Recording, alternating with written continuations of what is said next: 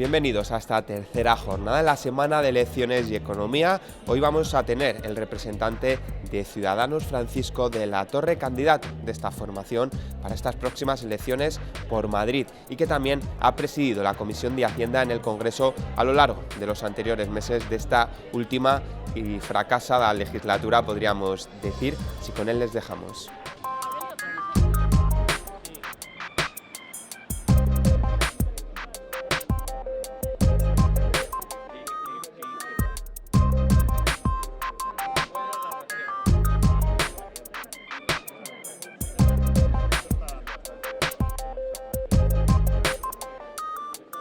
Buenos días, muchísimas gracias.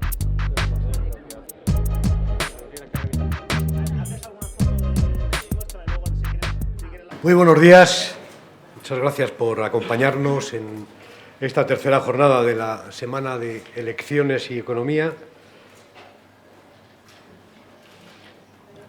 donde, como quien nos visita habitualmente, quien ha estado con nosotros esta semana, verán que estamos resumiendo y reuniendo a responsables de los equipos económicos de los cuatro partidos con más opciones a llegar al Gobierno tras los comicios del 26 de junio próximo, y quedan prácticamente 2 días de que comience la campaña electoral. Y para quien no nos haya acompañado días atrás, donde ya se han conocido los programas económicos de Podemos y del PSOE, decirles que estamos ante una apuesta del Grupo Promecal para dar a conocer las propuestas en temas de interés, como es en este caso pues uno de los principales motivos de preocupación de los españoles, que no es otro que la economía y lo derivado de este asunto, como el paro y otras cuestiones. La fiscalidad, la pérdida de poder adquisitivo, las pensiones, la reforma laboral o el déficit, sin olvidar que la Unión Europea parece que nos espera para nuevos recortes una vez que acaben las elecciones, que pasen las elecciones. No dejan de ser temas que inquietan y que los planteamientos que hagan los partidos tienen una importante trascendencia, teniendo en cuenta también que, que hay muchos ciudadanos que aún no tienen decidido su voto. Desde la 8 Televisión, el Día de Segovia, consolidado ya como líder en los kioscos los domingos, con solo 2 meses de vida, y la web eldiadesegovia.es, les damos la bienvenida, agradeciendo un día más al Hotel Los Arcos la acogida que nos presta y a Bankia su patrocinio. Como comprobarán, por un problema de agenda, además registrado en el último momento ayer, ajeno a esta organización, y yo creo que al propio grupo de Ciudadanos, hoy nos acompaña, y estamos encantados que lo haga, Francisco de la Torre, que ha sido en esta pasada legislatura presidente de la Comisión de Presupuestos del Congreso de los Diputados y portavoz de Hacienda de Ciudadanos, al que ayer se le pudo ver con el dirigente de Ciudadanos, Albert Rivera, presentando el programa económico de este partido, que es quien sustituye a la persona que teníamos inicialmente programada, a Luis Garicano, pero desde luego nosotros lo consideramos así, también es extraordinariamente autorizado, es una voz más que autorizada de este partido, en calidad también de redactor de parte del programa económico, para abordar las cuestiones que estamos abordando en esta semana de elecciones y economía. Nacido en Madrid en 1972, en 1999 consiguió una plaza como inspector de Hacienda con la mejor nota de su promoción. Ha ejercido como administrador de la agencia tributaria y también como inspector, tanto en labores directas de comprobación como en la dirección de equipos de inspección. Sus áreas de especialización son la fiscalidad internacional y la fiscalidad financiera, en la que obtuvo sendos diplomas de alta especialización del Instituto de Estudios Fiscales, y los procedimientos tributarios, de los que ha sido profesor en el citado instituto. Ha sido conferenciante habitual tanto en foros de asesoría fiscal como en otras instituciones, puede ser el Instituto de Fomento Empresarial. Ha colaborado con frecuencia en revistas especializadas en economía y fiscalidad y en medios de comunicación económicos y generales. Fue secretario general y portavoz de la Organización Profesional de Inspectores de Hacienda entre 2008 y 2012. En marzo de 2014 publicó su primer libro, Entre interrogantes: Hacienda somos todos, impuestos y fraude en España, En mayo de 2015 salió publicada ya la tercera edición. Ha publicado un centenar de artículos de opinión en diversos medios y 7 artículos doctrinales en revistas especializadas. Fue elegido por primarias como candidato al Congreso de los Diputados por Ciudadanos por Madrid con el número 2 de la candidatura, resultando elegido diputado en las elecciones generales del pasado 20 de diciembre y además ahora creo que repite también como candidato. Y ya, sin más preámbulo, tiene su tribuna para comentarnos cuál es la propuesta de Ciudadanos en economía. Muchas gracias.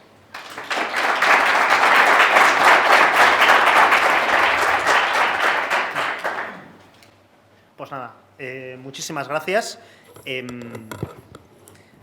Bueno, yo querría en primer término agradecer a Bankia como patrocinador, al Día de Segovia y al Canal 8 de Segovia, el que nos, bueno, la invitación a estar un rato compartiendo con ustedes nuestra propuesta económica y desde luego la muy amable presentación por parte de Aurelio.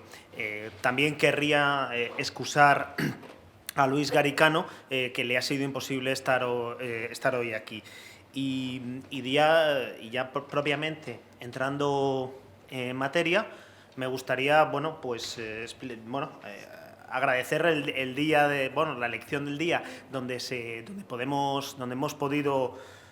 puede presentar esto en Segovia, en Castilla y León, en lo que es la propuesta económica de Ciudadanos, que ha venido muy bien porque ayer hicimos público lo que es el programa en primer término, pero también, y esto es muy importante, la memoria económica, es decir, la cuantificación, el detalle de cómo pensamos, si tenemos la confianza de los ciudadanos, llevar a cabo nuestras propuestas y que están detalladas y que pueden encontrar ustedes en la web de Ciudadanos, donde ponen nuestras propuestas. Está detallado el programa en sus distintas partes. También tenemos un resumen de la memoria económica y propiamente lo que es el documento completo cuantificado de nuestra memoria económica.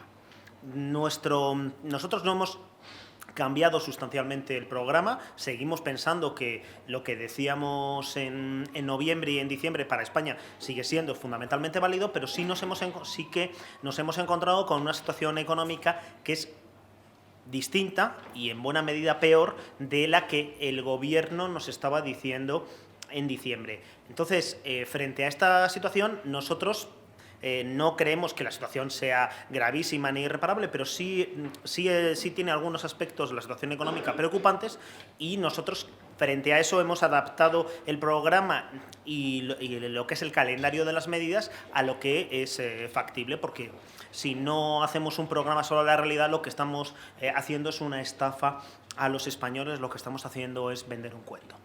En este sentido, nuestro diagnóstico de la economía española es que, vamos a empezar por lo que considera todo el mundo que es el principal problema. El principal problema de los españoles, si uno le pregunta por la calle o se dirige al Centro de Investigaciones Sociológicas a mirar las encuestas, es el desempleo. Y efectivamente, España ha tenido históricamente un nivel de desempleo muy elevado. Tanto con los gobiernos del Partido Popular como con los gobiernos del Partido Socialista. Hemos tenido una media de desempleo del 17%.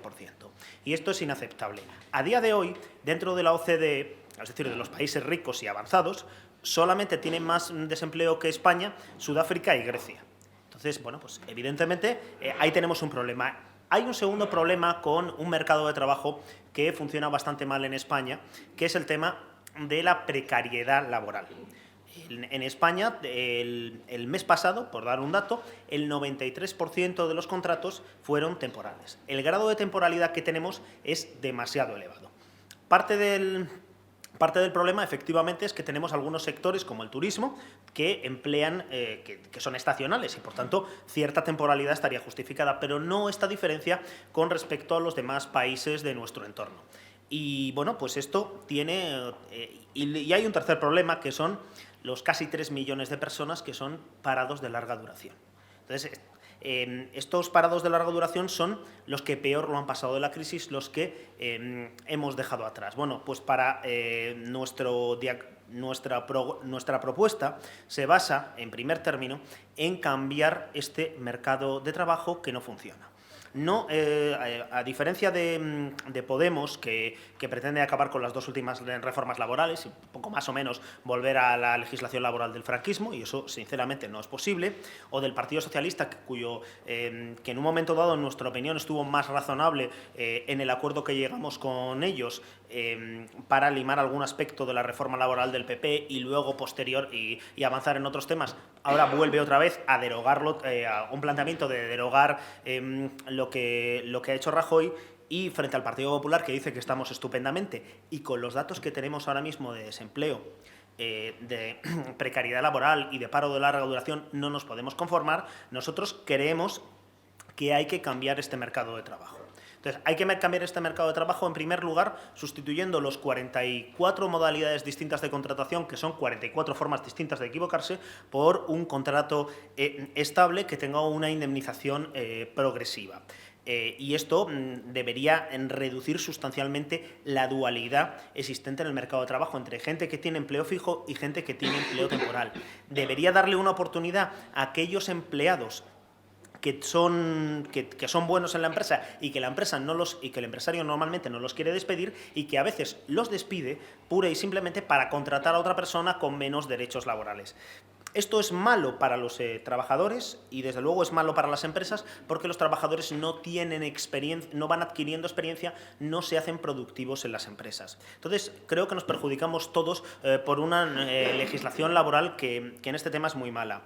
También en este tema también queremos que las cotizaciones de seguridad social vayan indiciadas al número de veces que la empresa despide, de tal forma que tengan una bonificación aquellas empresas que despiden menos y tengan una penalización aquellas que despiden más. Esto tiene la ventaja de que las plantillas se hacen más estables, que los trabajadores adquieren más experiencia en el puesto de trabajo, y tiene también la ventaja de que también protege las cuentas de la seguridad social y del Estado, porque hay menos personas cobrando el desempleo, generando artificialmente derechos para posteriormente cobrar el desempleo. Y dentro de nuestras reformas laborales también queremos que gestionar mejor los fondos de formación desintermediando. Los fondos de formación son una cuestión capital en todo nuestro programa, es la educación.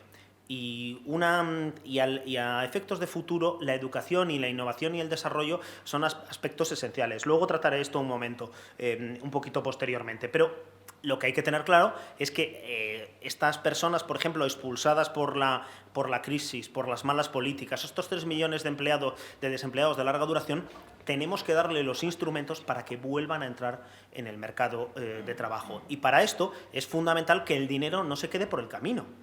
Entonces, los saqueos, ha habido casos como los ERES, de los fondos de formación, del dinero de las empresas, de la Fundación Tripartita, anteriormente Forcem, no pueden ser, porque no solamente es que sea muy injusto y que el saqueo sobre el dinero de los más necesitados, sino fundamentalmente porque necesitamos que estos desempleados trabajen. La clave para cuadrar las cuentas a largo plazo en España es reducir el desempleo. Y esto, en fin, no lo hemos inventado nosotros. Es decir, esto es del padre de la economía, Adam Smith. La riqueza de las naciones es el trabajo de la gente que hay en ellas. Si conseguimos que esta gente trabaje, aporte, estos que se han quedado atrás, aporten cotizaciones, lo hagan de una forma más productiva, estaremos garantizando más ingresos públicos y estaremos garantizando paz social, porque la corrupción, el saqueo del dinero destinado a los más necesitados y los fallos en la economía son los que alimentan el populismo y las recetas mágicas. Para combatirlo, tenemos que garantizar que el dinero, por ejemplo, de la formación, llegue a los desempleados y llegue a los trabajadores para que sean más productivos. Dicho esto, hay que modificar un mercado de trabajo que no funciona. Además, hay que cuadrar las cuentas públicas. No solamente hay que cuadrar las cuentas públicas a largo plazo, sino también a corto. A largo plazo, si tenemos una economía con más gente trabajando, una economía más productiva, pues obtendremos mayores recursos fiscales. Y esto nos permitirá pues cuadrar las cuentas del déficit. Es que, en fin, aquí de alguna forma muchos temas vuelven otra vez siempre al empleo, porque si España tuviese el desempleo que tiene Francia, Alemania o Gran Bretaña, tendría claramente un superávit. Tendría un superávit muy claro en las cuentas públicas. Sin embargo, como tenemos mucho más paro y como además los ingresos por cotizaciones, que son el principal recurso público, no crecen, están creciendo un 2%, y eso que estamos creando empleo, bueno, pues evidentemente nuestro problema, tenemos uno de nuestros principales problemas fiscales, aunque esto no se diga mucho, es el tema de un mercado de trabajo que no funciona. Bueno, además, necesitamos ganar el futuro para cuadrar estas cuentas a largo plazo. Eso pasa por invertir más en educación, invertir en innovación y desarrollo e invertir mejor. España está pagando un precio muy alto por los continuos cambios, y esto efectivamente es bastante invisible, pero es así, está pagando un precio muy elevado por estar cambiando continuamente en los planes educativos. Porque y esto en algunos temas, y por tener una educación que no está adaptada a las nuevas tecnologías y no está adaptada a los requerimientos del siglo XXI. Hay algunos ejemplos que son muy evidentes. Por ejemplo, nuestros niños, desgraciadamente, no aprenden el inglés suficiente. Y esto a mí no solamente ya es que me preocupe como dirigente político, que por supuesto me preocupa, sino me preocupa como ciudadano y como padre de mis dos niños. Es decir, ahora mismo estamos trayendo mano de obra para el sector turístico de otros países porque no tenemos aquí mano de obra que hable, mano de obra, no tenemos ciudadanos españoles que hablen inglés. El inglés es la lengua franca del mundo. Y evidentemente tenemos que garantizar que los niños al terminar la educación primaria y que tengan más educación, pero también, evidentemente, que estén adaptados a las nuevas tecnologías, y es fundamental que hablen inglés. Y en este sentido, algunos casos de milagro económico se basan precisamente en tener una población que sí que habla inglés. En algunos casos, como en Irlanda, pues esto es muy evidente, porque uno dice, bueno, pues es que claro, en Irlanda pues ya vienen de serie, ya hablan inglés. Ya, pero es que el gobierno irlandés ha tenido el sentido común de no hacer inversión lingüística en gaélico.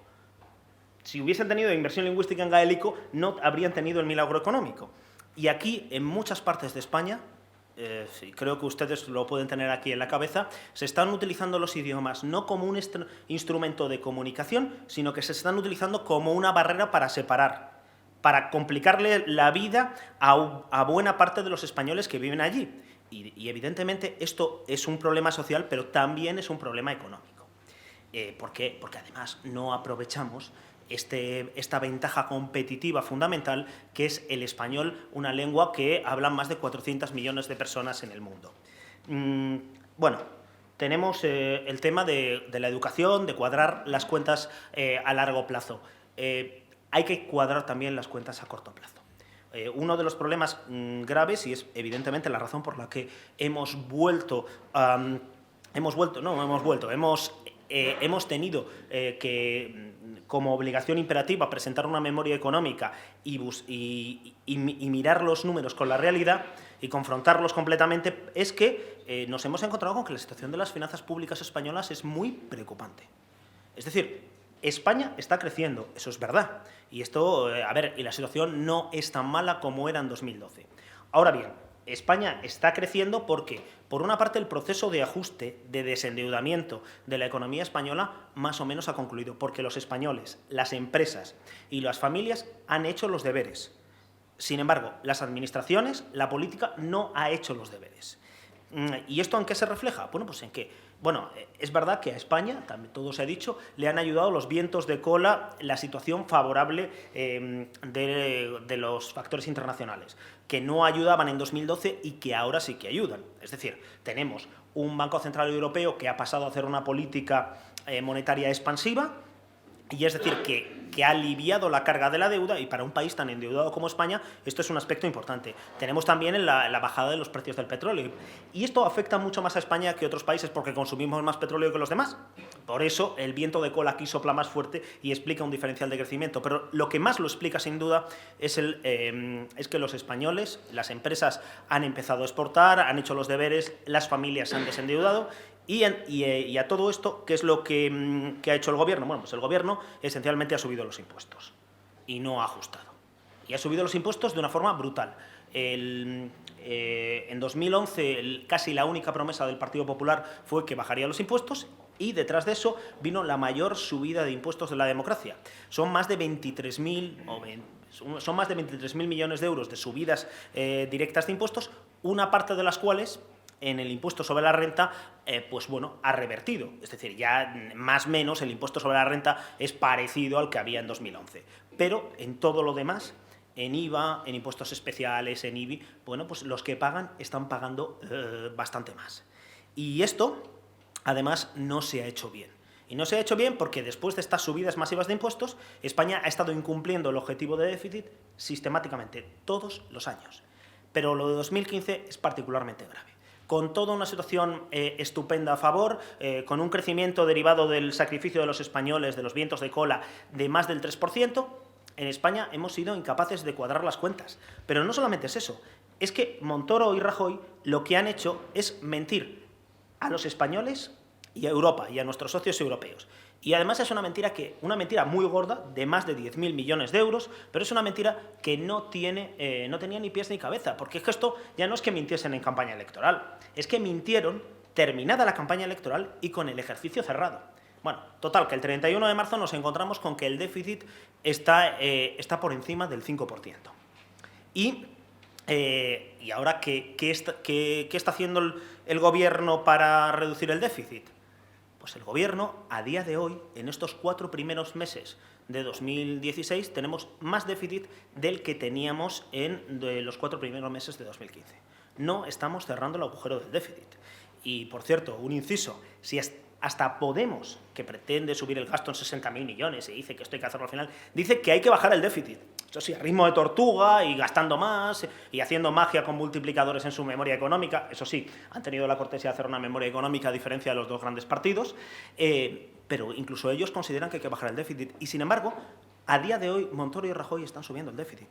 Y a ver, esto es muy preocupante, no tanto porque en sí subir el déficit sea malo en todas las situaciones, pero si creciendo por encima del 3% se nos cae la recaudación, como ha ocurrido en abril, un 10%, que se dice pronto, la recaudación fiscal en abril ha caído un 10%, por culpa fundamentalmente del impuesto de sociedades, pues tenemos claramente un problema. Entonces, ¿cómo se pueden cuadrar estas cuentas a corto plazo? Bueno, en primer lugar, hay que renegociar con Bruselas. Hay que renegociar una senda de ajuste razonable porque no podemos pasar del 5 a por debajo del 3% en este mismo ejercicio. Además, hay que convencer a Bruselas de que somos serios. Ya sé que esto es complicado, ¿no? Porque, joder, con el gobierno anterior es bastante, habiendo dicho hasta el día antes que íbamos a cumplir y luego el desvío de 10.000 millones de euros de un punto del Producto Interior Bruto, pues es complicado decirle que somos serios. Pero hay que convencerlos. ¿Por qué? Porque tenemos el riesgo de una multa que podría llegar a 4.000 millones de euros. Y, evidentemente, el sacrificio de los españoles y los impuestos pues no deberían ir destinados a pagar multas a la Unión Europea por la irresponsabilidad y las mentiras del Gobierno. Y, dicho esto, a corto plazo, ¿cómo lo podemos hacer? Bueno, pues tenemos que hacer 3 cosas fundamentalmente. En primer lugar, disminuir el gasto político superfluo, las duplicidades. España, bueno, pues es decir, hay casos que son paradigmáticos. Por ejemplo, las diputaciones provinciales se gastan en sí mismas el 50% del dinero que reciben en sus propios gastos generales. Esto no es una forma eficiente de administrar el dinero de los españoles, que les cuesta mucho pagar los impuestos. Y, por tanto, nosotros queremos convertirlas en consejos provinciales de alcaldes que eliminen todo este aparato burocrático, que en buena medida, es decir, que este dinero se nos quede por el camino. Queremos también disminuir el número de entes instrumentales, fundaciones, etcétera, porque claramente el dinero no está llegando a donde tiene que llegar. Para garantizar el estado del bienestar, la sanidad, la educación, para poder garantizar el pago de las pensiones, evidentemente no podemos despifarrar el dinero. Además de eso, además de reformar, de recortar el gasto superfluo para poder mantener el estado del bienestar y las pensiones sin ningún tipo de recorte, hay otra cuestión fundamental, y es que creciendo por encima del 3%, tenemos que incrementar la recaudación, no puede disminuir. Y aquí tenemos esencialmente 2 problemas. En realidad, uno, tenemos un problema de trampas y de agujeros y de que no todos pagan lo que deberían pagar. Tenemos un problema en España de fraude fiscal.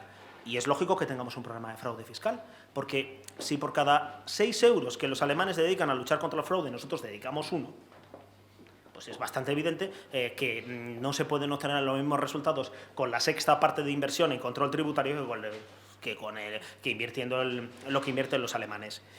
Y evidentemente, bueno, pues ¿qué es lo que ha pasado? Bueno, que en una situación fiscal muy complicada, los gobiernos del Partido Popular y del Partido Socialista han disminuido los medios en la lucha contra el fraude. Lo del Partido Popular ya ha sido espectacular.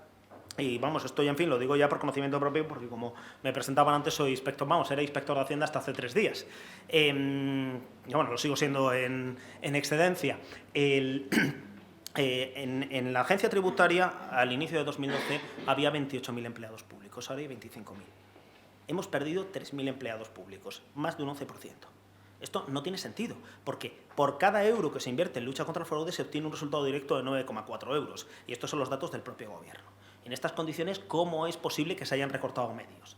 Claro, tristemente lo que uno le viene a la cabeza en estas condiciones es que la agencia tributaria también es un instrumento fundamental siguiendo el rastro del dinero en la lucha contra la corrupción, y parece ser que no interesaba que tuviese demasiados medios. Porque a mí nadie me ha dado, mira que lo he preguntado, nadie ha dado una explicación de por qué en una situación fiscal muy complicada que seguimos teniendo, lo que se ha hecho es subir los impuestos a los que ya los pagan, amnistiar a los defraudadores y ya por último recortar los medios en la lucha contra el fraude.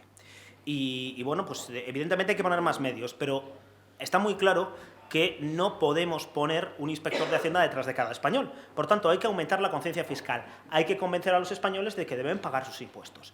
Y para convencer a los españoles de que deben pagar sus impuestos, pues, a ver, hay algunas cosas, decía ayer Albert Rivera, y es verdad que esto es una verdad de perogrullo, pero a lo mejor es revolucionaria, a los que cumplen hay que darles incentivos, es decir, hay que bajarles los impuestos, y a los que no cumplen lo que hay que hacer es sancionarlos.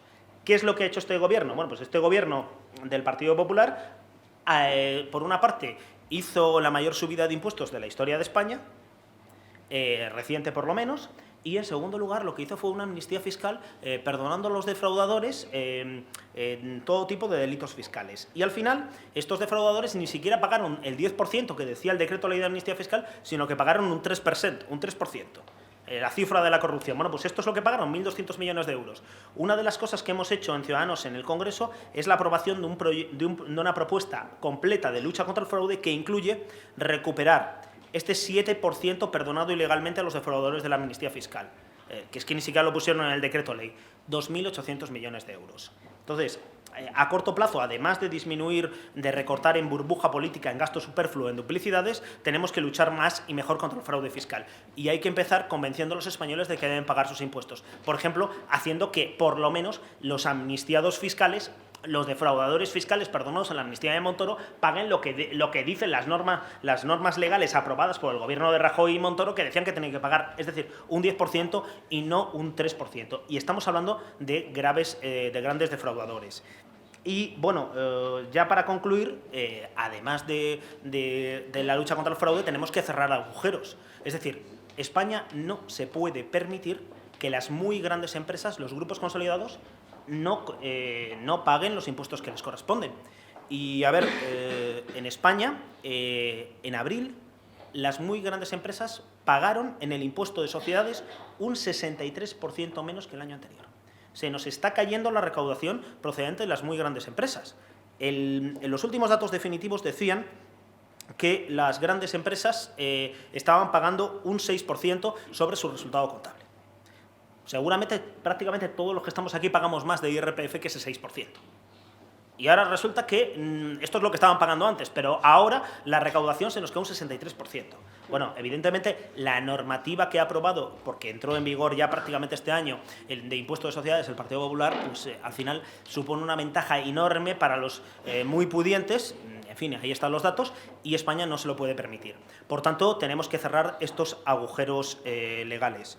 Y bueno, ya concluyo con las ideas fundamentales de nuestro programa, de la memoria que presentamos ayer, que tienen ustedes a su disposición, que pueden ver los datos, y atenderé sus preguntas muy gustosamente, con la idea fundamental de que España tiene que, un gobierno de España tiene que hacer las cuentas y las tiene que hacer bien.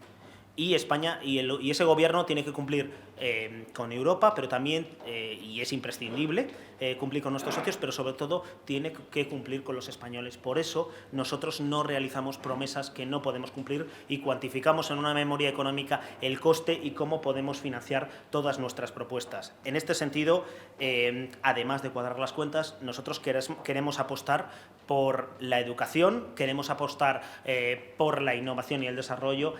Y, en tercer lugar, queremos, fundamentalmente, arreglar un mercado de trabajo que es desastroso y que está impidiendo que la recuperación económica de España que empezábamos a ver y que ha costado mucho sacrificio a los españoles se materialice, y está impidiendo a muchos españoles conseguir su proyecto vital y sus sueños. Bueno, quedo a su disposición. Muchas gracias.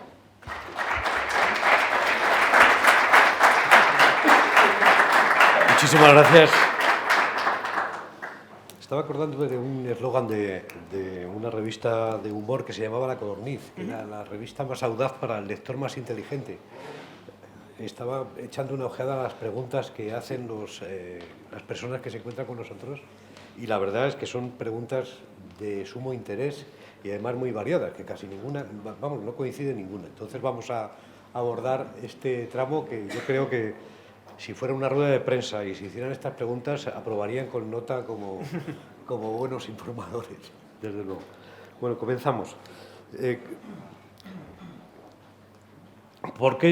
pregunta por qué es el gran desconocido el programa de economía de Ciudadanos y por qué no llega al ciudadano con la importancia que tiene este programa. Bueno, seguramente porque lo presentamos ayer, ¿no? Entonces es complicado que en menos de 24 horas se conozcan todos los detalles del programa. Bueno, porque a veces el interés muchas veces de los medios no son a lo mejor las propuestas más serias. Y, hombre, a ver, nosotros ayer, voy a contar una anécdota. Ayer, mientras estábamos presentando la memoria económica en Madrid, estábamos viendo la presentación del Partido Popular de cómo era del lema latino, del spot latino y la comparación con otros spots. Hombre, nosotros creemos que está bien esto de la música, la música para fines publicitarios, pero que esto no le arregla los problemas a nadie. Entonces, seguramente el programa económico debería ser más conocido, pero eso es un fallo de nosotros como candidatos de Ciudadanos, que no siempre hemos conseguido explicarlo y llegar a todos. Pero por eso precisamente les agradecía mucho tener esta oportunidad. ¿Hay alguna pregunta relacionada, vinculada al tema de las pensiones? ¿Cuál es la propuesta de futuro de Ciudadanos referente a las pensiones? Y otra la relaciona también con el contrato único. ¿Usted qué propone y cómo le aplicaría a los sectores estacionales, hostelería y agricultura, por ejemplo? Bueno, nosotros creemos que en cuanto a las pensiones, efectivamente, ahora mismo tenemos un agujero grave en la seguridad social, porque en estos 4 últimos años el Fondo de Reserva de las Pensiones, esta hucha, se ha reducido a menos de la mitad. Y, por otra parte, sistemáticamente nos crecen menos los ingresos por cotizaciones que el gasto en pensiones. Entonces, para solucionar, el gobierno del Partido Popular no propone a esto ninguna solución. El Partido Socialista lo que pretende es crear un impuesto para financiar las pensiones, que en la práctica es subir prácticamente mediante recargos todo el sistema impositivo, y eso, desde luego, tiene sus contraindicaciones. Y nosotros lo que creemos es que lo que hay que hacer es mejorar un mercado laboral, porque no puede ser que creciendo por encima del 3%, creciendo el empleo, apenas nos crezcan las cotizaciones. parte de la solución, bueno, he estado explicando, creo que en profundidad, cuáles son nuestras propuestas. Nuestra idea es que no se pueden pagar pensiones dignas si no hay cotizaciones dignas, y estas cotizaciones dignas no se tienen si no hay carreras laborales dignas, si los trabajadores están entrando y saliendo continuamente del mercado de trabajo. Tenemos un grado de rotación artificial. Para esto nosotros proponemos sustituir las 44 modalidades de contrato por un contrato estable. En principio, este contrato estable habría que ver cómo lo podemos adaptar, porque además seguramente esto que ya hay que negociarlo como hicimos, porque probablemente no tengamos mayoría, o sea, no tendremos mayoría absoluta y vamos a ir a un gobierno de coalición. Habría que negociarlo con los demás partidos y sobre todo adaptarlo a las circunstancias de los diversos sectores económicos. En este sentido, en principio, la indemnización del contrato estable va siendo progresiva y se empieza con más derechos que un contrato temporal. Entonces, las personas que salgan por este tipo de estacionalidad, en principio no se le incrementan los costes al empleador. Y por otra parte tendríamos que ver si podemos hacer alguna adaptación, pero efectivamente España, como le decía anteriormente, tiene un problema tiene más temporalidad porque es fuerte en determinados sectores que utilizan temporalidad. Lo que pretendemos con la normativa laboral, cambiando la normativa laboral, es acabar con la temporalidad puramente artificial derivada de un mercado de trabajo con unas reglas que no tienen nuestros vecinos europeos, que son completamente distintas y que han favorecido tener un mercado muy fragmentado. Insisten en el tema de las pensiones y como responsable también del programa... Vamos a ver, las pensiones... Me refiero, si concretamente preguntan algún partido incluso avanzado que va a crear un impuesto para financiar... Sí, el Partido Socialista quiere crear un impuesto, pero es que, el impuesto que, a imitación del francés, el impuesto francés recauda casi 90.000 millones de euros. Es una subida de prácticamente todos los impuestos y supone, por ejemplo, aplicar un 6% de recargo sobre todo el IRPF. Es decir, es un impuesto enormemente recaudatorio y que hace que Francia sea uno de los países del mundo con mayor presión fiscal, es decir, con mayor recaudación. Y nosotros queremos que introducir un impuesto de este estilo tendría unos efectos muy negativos en toda la actividad económica. Nosotros creemos que las pensiones hay que garantizarlas, volviendo al Pacto de Toledo, que el Pacto de Toledo se ha ido abandonando y ahora las reformas se han hecho todas de forma unilateral en tema de pensiones, y en segundo lugar garantizando un mercado de trabajo que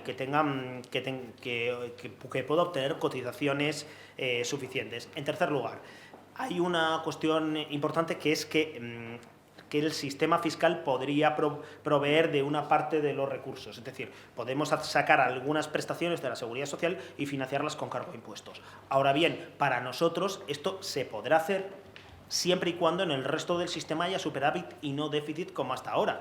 Y para que en el resto del sistema haya superávit, nosotros creemos que, a diferencia del Partido Socialista o de Podemos, que pretenden en la práctica subir todos los demás impuestos, nosotros creemos que hay que recortar el gasto superfluo y luchar más eficazmente contra el fraude fiscal. De hecho, incluso pensamos que en 2018 tendremos margen para empezar a devolver estos sacrificios que ha tenido la clase media mediante una rebaja del IRPF.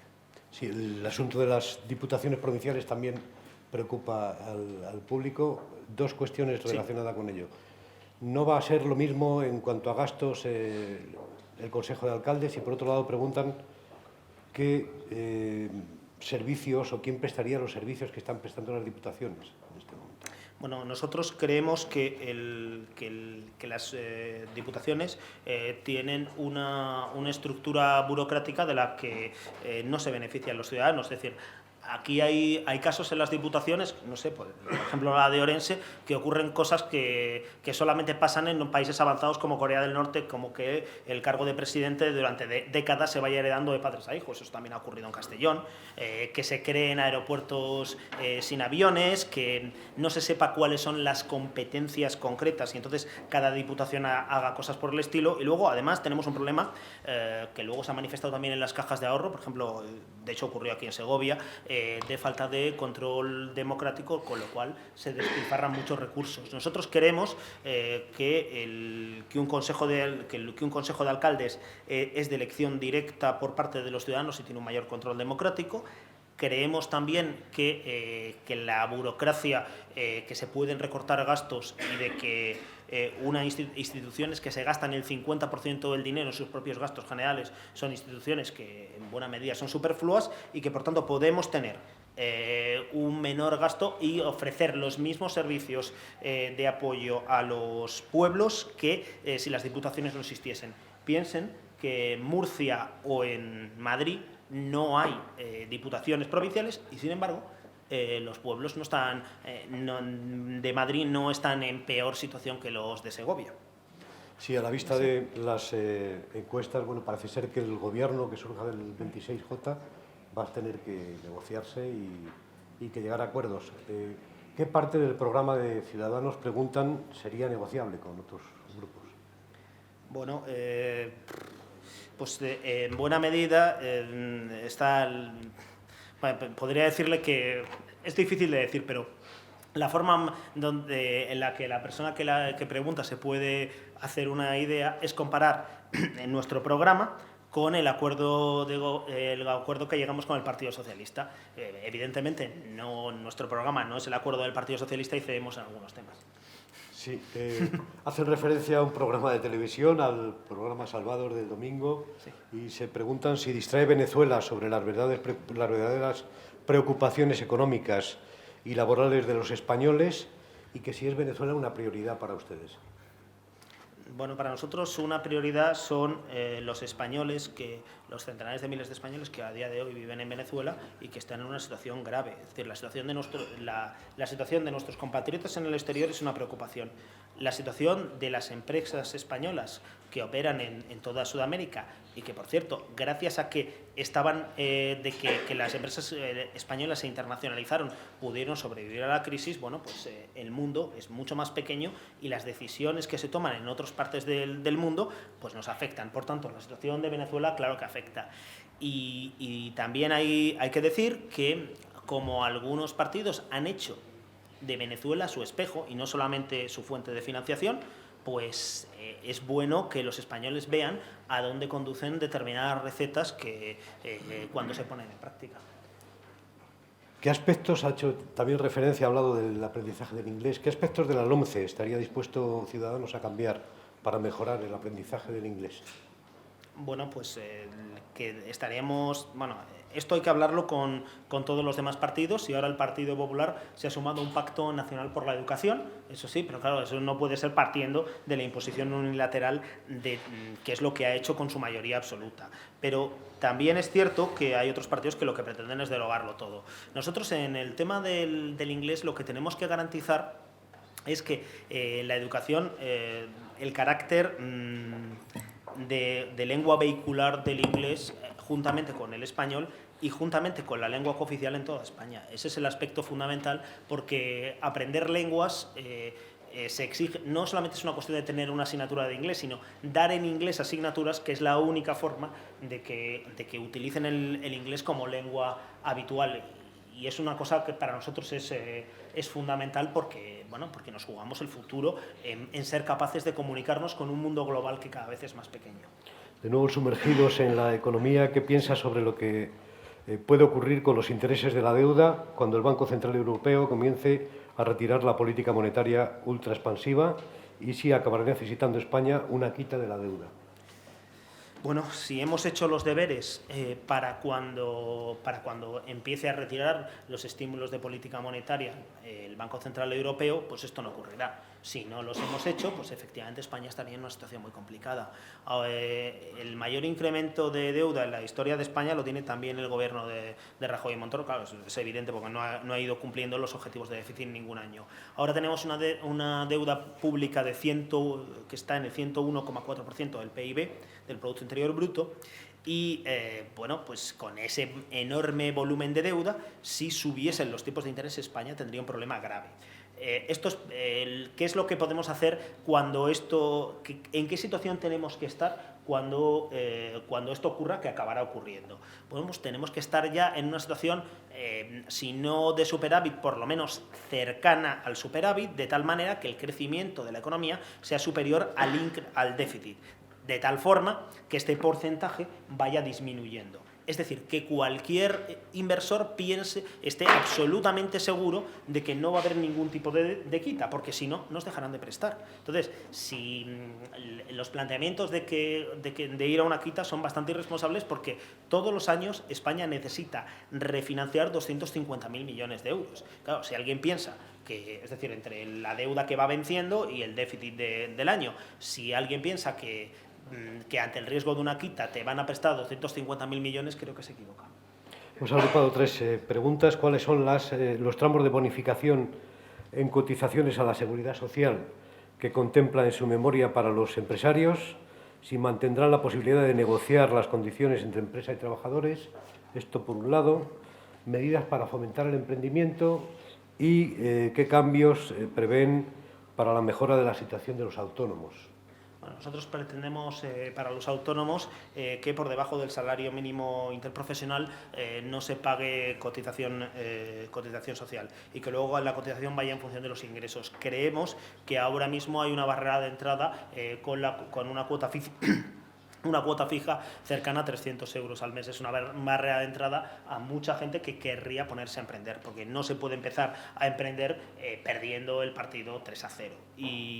Y creemos también que no solamente es una barrera de entrada para el autónomo que quiere emprender y que estamos perdiendo todos riqueza al poner una barrera grave al emprendimiento, sino que también es un tema que fomenta la economía sumergida, porque hay autónomos que no se dan de alta y por tanto luego no facturan, no ingresan el IVA, y creemos que es fundamental, que este tema es fundamental. También es fundamental ayudar a los autónomos y que las administraciones públicas no sean una traba, por una parte por el tema de la enorme burocracia que exigen, y luego por otra parte fundamentalmente porque tienen que pagar en plazo a los autónomos. Es decir, lo que no puede ser es que exijamos impuestos a los autónomos, que luego incluso que la ley de segunda oportunidad sea un desastre y tenemos que reformarla, y que a la vez las comunidades autónomas no paguen a los autónomos. También hay que modificar sustancialmente la ley de morosidad y hacerla efectiva, porque las grandes empresas tienen que pagar a las pymes y a los autónomos, porque si no, no llega la liquidez y no hay crecimiento en la economía, y el crecimiento no es suficiente.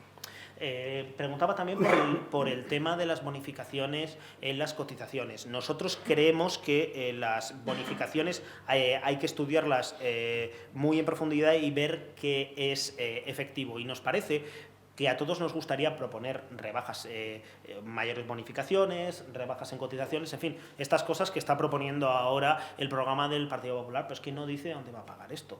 Y al final, esto es lo que está poniendo en riesgo la financiación de las pensiones, y es lo que está haciendo que no cumplamos con el déficit. No se puede decir que se van a rebajar las cotizaciones y que se van a establecer nuevas bonificaciones y no decir de dónde va a salir el dinero.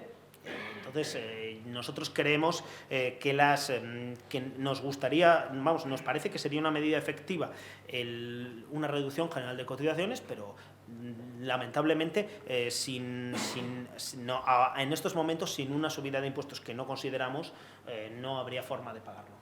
Si hablan del modelo de sanidad, ¿qué modelo defiende Ciudadanos? ¿Sanidad pública, sanidad privada?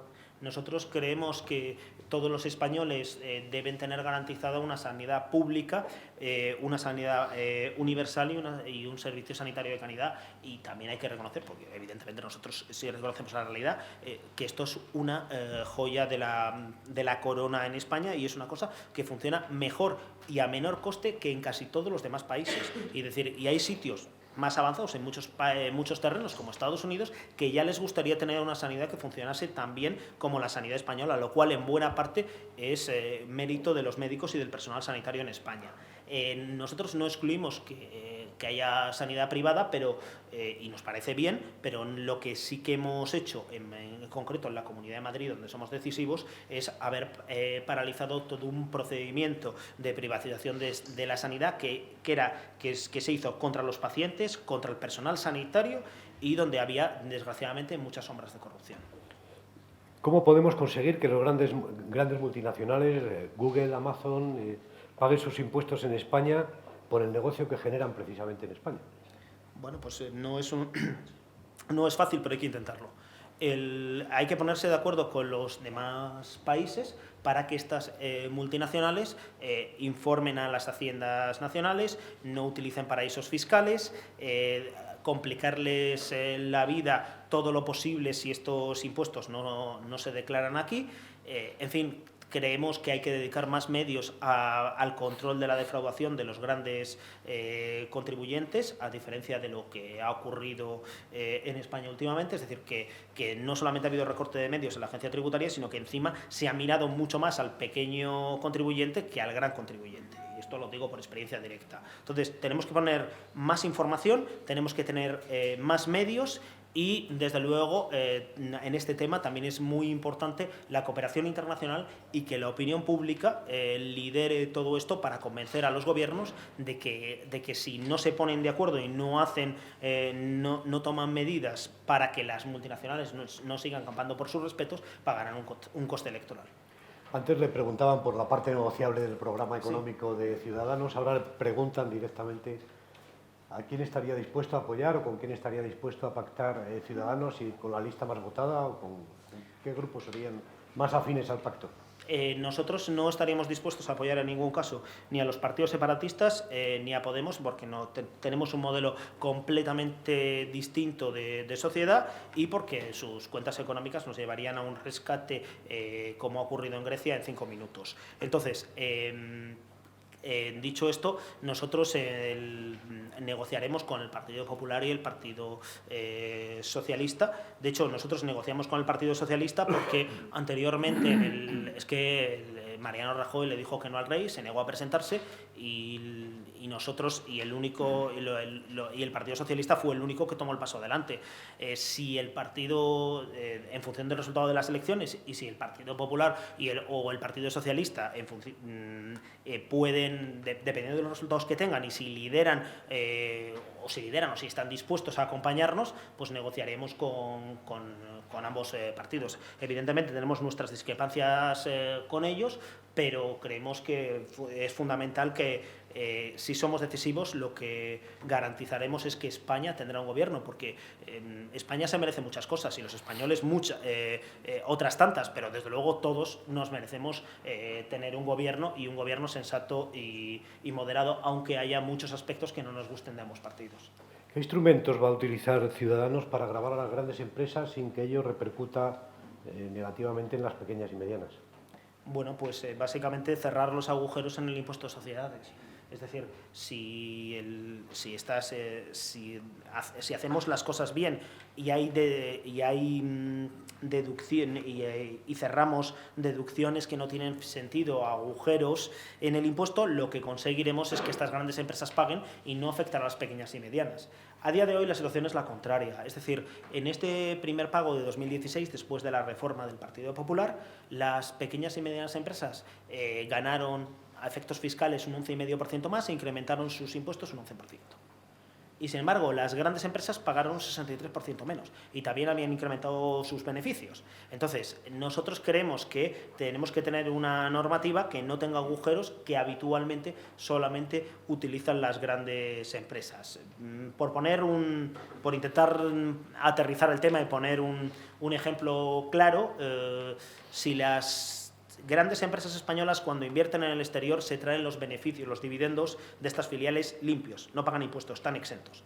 Y les permitimos que los gastos financieros derivados de financiar esta inversión, los intereses, si deduzcan, si los ingresos no suman y los gastos sí restan, tenemos un agujero, porque al final pagan muy poco impuesto de sociedades o con eso compensan beneficios internos en España. Bueno, pues nosotros creemos que si los ingresos no suman, los gastos no pueden restar. Entonces, y de esto se benefician fundamentalmente las empresas que tienen filiales en el exterior, que son las muy grandes. Bueno, creemos que no se puede fomentar el endeudamiento, que eso es un problema, y que tampoco podemos consentir una situación donde las muy grandes empresas pues pagan muy poco. Entonces, nuestra idea, tener un impuesto de sociedades razonable y homologado al del resto de los países europeos, que recaude una cosa razonable, cosa que desgraciadamente no ocurre con el Partido Popular. Pues tras este turno de preguntas intenso, ha finalizado esta tercera jornada con Francisco de la Torre, candidato de Ciudadanos por Madrid a las próximas elecciones del 26 de junio. Ha hablado de muchos temas y ha dado 3 claves, como disminuir el gasto superfluo y las diputaciones, incrementar la recaudación, porque asegura que han luchado por reducir el número de personas en la agencia tributaria, el gobierno del Partido Popular, reduciendo más de 3.000 personas. Y no lo entienden, porque asegura que por cada euro invertido en fraude fiscal se consiguen en torno a 9,4. Y el tercer tema es gravar a las grandes empresas, porque por ejemplo en abril se ha pagado un 63% menos. Son algunos de los temas. También ha hablado de educación, de políticas agrarias, de diferentes temas como la minería, aquí en esta tercera cita de las elecciones, la Semana de Elecciones y Economía, organizada por el Grupo Promecal, que pondrá el broche de oro este jueves con Álvaro Nadal del Partido Popular. Gracias por acompañarnos.